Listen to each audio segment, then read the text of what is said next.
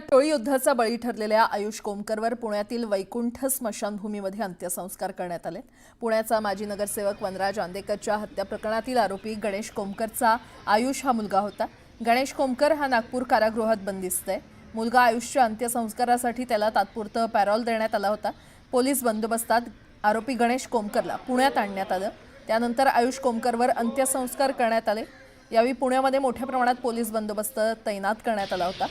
2 दिवसांपूर्वी पुण्याच्या नानापेठेत आयुष कोमकरची गोळ्या झाडून हत्या करण्यात आली होती आणि या हत्येप्रकरणी बंडू आंदेकरसह 13 जणांविरोधात गुन्हा दाखल करण्यात आला।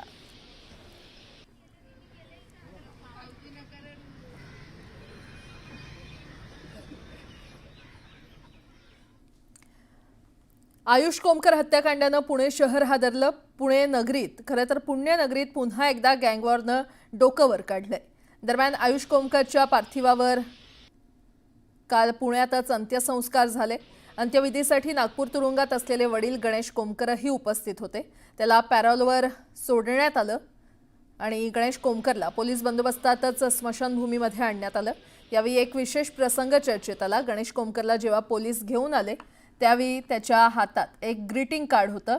हे तेच ग्रीटिंग कार्ड आहे जे त्याचा मुलगा आयुष कोमकरनं नागपूर तुरुंगात पाठवलं होतं। अंत्यविधीवेळी गणेशनं त्याचा मुलगा आयुषच्या पार्थिवाजवळ हे ग्रीटिंग कार्ड ठेवलं